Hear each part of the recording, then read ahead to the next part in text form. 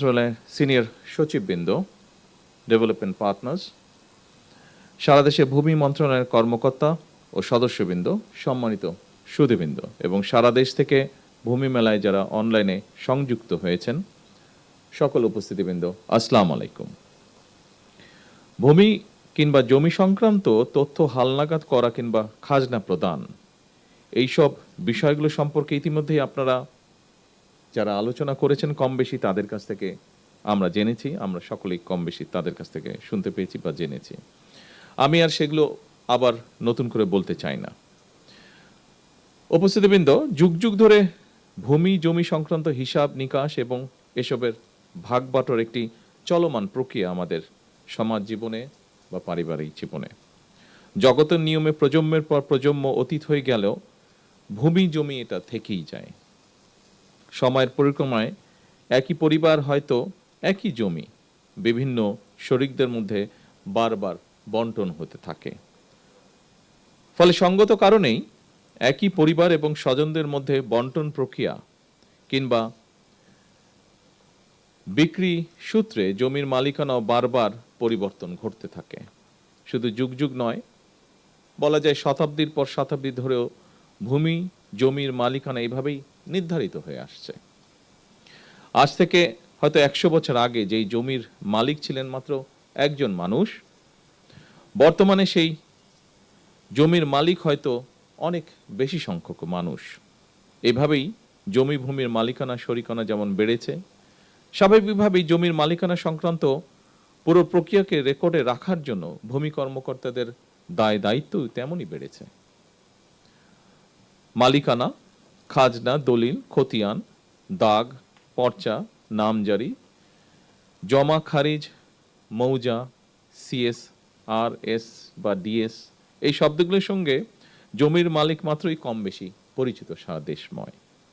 ফলে এইসব বিষয়ে নিজেদের মালিকানা হালনাগাদ রাখতে মানুষকে সংশ্লিষ্ট ভূমি অফিসে আসতেই হয়। তবে প্রযুক্তিগত উন্নয়নের সাথে সাথেই ভূমি ব্যবস্থাপনাও আধুনিকরণ হয়েছে। সেবা গ্রহীতাগণ নিজের জমিজমা সংক্রান্ত বিষয়গুলি বর্তমানে ঘরে বসেই অনলাইনে সম্পন্ন করতে সুযোগ পাচ্ছেন। এমনকি যারা অনলাইনে নিজের জমিজমার খাজনা প্রদান কিংবা প্রয়োজনীয় কার্যক্রম করতে সক্ষম নন, তাদের জন্য রয়েছে ভূমি সহায়তা সেবা কেন্দ্র। বেসরকারি উদ্যোক্তাদের পরিচালনায় ইতিমধ্যেই দেশের 61টি জেলায় বর্তমানে 893টি ভূমি সেবা সহায়তা কেন্দ্র চালু রয়েছে। এসব কেন্দ্র থেকে নির্ধারিত সেবা মূল্যের বিনিময়ে নাগরিকগণ সহজেই ভূমি সেবার আবেদন করতে পারছেন এবং সরকারি ফি পরিশোধ করতেও সক্ষম হচ্ছেন। পর্যায়ক্রমে দেশের প্রতিটি ইউনিয়নে এ ধরনের আরও ভূমি সেবা সহায়তা কেন্দ্র স্থাপনের পরিকল্পনা সরকারের রয়েছে এবং একই সাথে পাশাপাশি নাগরিকদের হাতের মুঠোয় ভূমি সেবা পৌঁছে দিতে চালু করা হয়েছে মোবাইল অ্যাপ, যার নাম দেওয়া হয়েছে, খুব সম্ভব অ্যাপটির নাম দেওয়া হয়েছে ভূমি। সম্মানিত উপস্থিতিবৃন্দ, আমি মনে করি ভূমি জমি ব্যবস্থাপনা যত বেশি আধুনিক এবং প্রযুক্তি নির্ভর করা যায়, জমি সংক্রান্ত বিরোধ সম্পত্তির পথও খুব সম্ভবত তত বেশি সহজ হয়ে যায়। জমি ব্যবস্থাপনার ক্ষেত্রে অনলাইন সুবিধা নিশ্চিত করায় আমি ব্যক্তিগতভাবে বিশ্বাস করি জমিজমা সংক্রান্ত দুর্ভোগ অনেকাংশেই লাঘব পাবে। একই সঙ্গে জমিজমা সংক্রান্ত বিরোধকে কেন্দ্র করে ভূমি অফিসগুলোতে মধ্যস্বত্ব ভোগীদের দৌরত্ব কমবে ইনশাআল্লাহ। চলমান এই ভূমি সেবা মেলা আধুনিক ভূমি ব্যবস্থাপনা এবং নাগরিকদেরকে নিজেদের দায় দায়িত্ব সম্পর্কেও আরো সচেতন করবে। সম্মানিত উপস্থিতিবৃন্দ, দেশের জনসংখ্যা বৃদ্ধির সঙ্গে সঙ্গে একটি খুব গুরুত্বপূর্ণ বিষয় যে আমাদের মাথাপিছু জমির পরিমাণও কমে আসছে। ফলে জমির অর্থনৈতিক মূল্য যেমন বাড়ছে, তেমনি জমি নিয়ে বিরোধ, মামলা মকদ্দমা এবং জটিলতাও বাড়ছে একই সাথে। অনেক ক্ষেত্রে এসব বিরোধ ব্যক্তি ও পরিবারের শান্তিও নষ্ট করার পাশাপাশি জাতীয় উন্নয়ন কর্মকাণ্ডেও প্রতিবন্ধকতার সৃষ্টির কারণ হয়ে দাঁড়িয়েছে। এমন বাস্তবতায় ভূমির পরিকল্পিত ব্যবহার, নির্ভুল রেকর্ড সংরক্ষণ এবং দক্ষ ব্যবস্থাপনা বর্তমানে সময়ের অপরিহার্য দাবি। উন্নত প্রযুক্তি ব্যবহার করে জরিপ কার্যক্রম পরিচালনার মাধ্যমে নির্ভুল ভূমি রেকর্ড প্রস্তুত করতে ভূমি মন্ত্রণালয় কাজ করছে। একই সঙ্গে ভূমি প্রশাসনের প্রায় সকল সেবাকে ডিজিটাল প্ল্যাটফর্মে নিয়ে এসে নাগরিকদের জন্য সেবা গ্রহণকে আরো সহজ, দ্রুত এবং কার্যকর করারও উদ্যোগ নেওয়া হয়েছে। আমাদের লক্ষ্য এমন একটি ভূমি ব্যবস্থাপনা গড়ে তোলা যেখানে ভূমি সেবা গ্রহণের জন্য মানুষকে আর অযথা অফিসে ঘুরতে হবে না, যা আমরা ভিডিওতে একটু আগে দেখেছি। সেরকম একটি পরিবেশ আমরা চাই, অথবা দুর্নীতি কিংবা হয়রানির শিকারও হতে হবে না।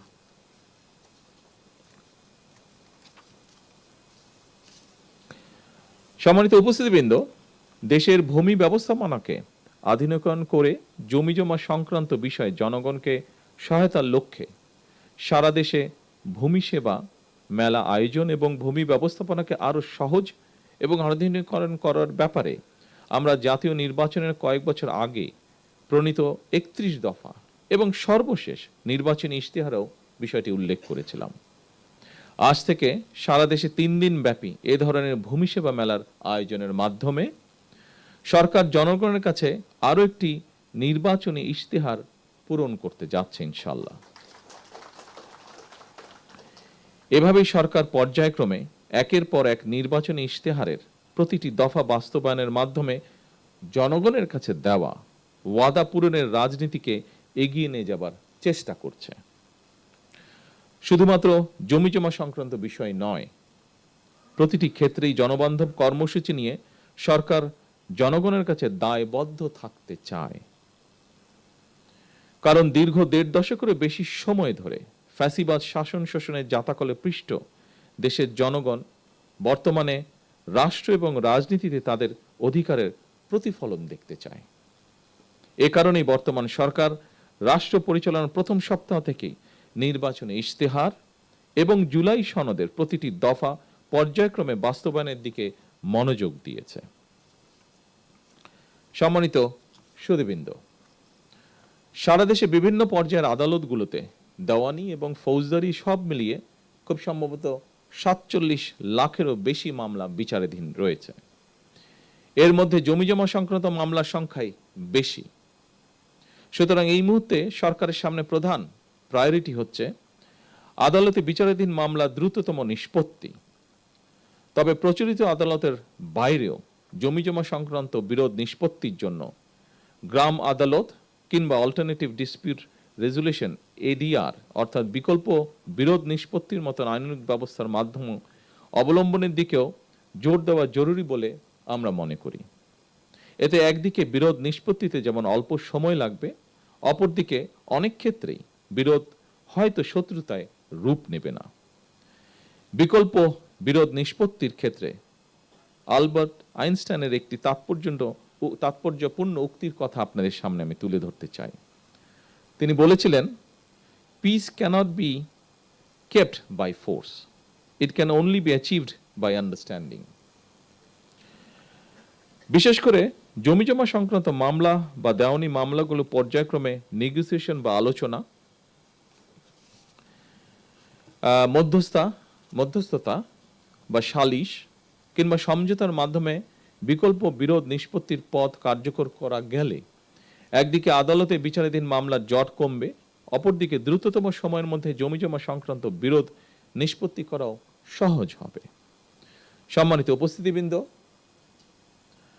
জমি বা ভূমি শুধু এক টুকরো সম্পত্তি নয়, বরং মানুষের জীবনে এটি এক ধরনের নিরাপত্তা, নির্ভরতা, অর্থনৈতিক স্থিতি, জীবিকা এবং ভবিষ্যতের ভিত্তি। এই উপলব্ধি থেকেই জমি ব্যবস্থাপনাকে হয়রানি ও দুর্নীতিমুক্ত করার অঙ্গীকার নিয়ে জনগণের দোরগোড়ায় রাষ্ট্রীয় সেবা পৌঁছে দিতে বর্তমান সরকার কাজ করছে। আমি ভূমি মন্ত্রণালয় মন্ত্রী থেকে শুরু করে এই মন্ত্রণালয়ের সঙ্গে সংশ্লিষ্ট সকল কর্মকর্তা এবং কর্মচারীদের দৃষ্টি আকর্ষণ করে বলতে চাই, সেবা প্রদান জনগণের প্রতি করুণা নয়, বরং জনগণের সেবা নিশ্চিত করা আমাদের দায়িত্ব বলেই আমি মনে করি। আমাদের লক্ষ্য একটি হয়রানিমুক্ত, প্রযুক্তি নির্ভর এবং নাগরিক বান্ধব ভূমি ব্যবস্থা প্রতিষ্ঠা করা, যা দেশের টেকসই উন্নয়নকে আরো ত্বরান্বিত করবে। উপস্থিত সুধীবৃন্দ, কৃষি জমির অপব্যবহার সম্পর্কে আমাদেরকে অবশ্যই সতর্ক থাকতে হবে। কৃষি, অকৃষি জমি কিংবা এক ফসলি, দুই ফসলি বা তিন ফসলি জমির ব্যবহার এবং ব্যবস্থাপনা নিয়ে হয়তো অন্য একটি ইভেন্টে আমরা আলাপ করতে পারি। তবে আজ থেকে সারা দেশের সকল জেলা উপজেলায় শুরু হওয়া ভূমি মেলার মাধ্যমে জনগণ নিঃসন্দেহে উপকৃত হবেন। কারণ মেলায় ইনামজারি, অনলাইনে ভূমি উন্নয়ন কর প্রদান, রেকর্ড সংশোধন, খতিয়ান গ্রহণ এবং ভূমি সংক্রান্ত যে কোনো অভিযোগ নিষ্পত্তির সুযোগ থাকছে। অনুষ্ঠানে আপনাদের সঙ্গে যুক্ত হতে পেরে ঢাকা এবং ঢাকার বাইরে অবস্থানকারী সকল কর্মকর্তাবৃন্দের সঙ্গে যুক্ত হতে পেরে আমি আনন্দিত এবং গর্বিত। সম্মানিত সকল উপস্থিতিবৃন্দ, একটি আধুনিক রাষ্ট্র গড়ে তুলতে স্বচ্ছ, জবাবদিহিমূলক এবং জনবান্ধব ভূমি ব্যবস্থার বিকল্প নেই। আমি এই ভূমি মেলার সাফল্য কামনা করছি। আল্লাহ হাফেজ। বাংলাদেশ জিন্দাবাদ।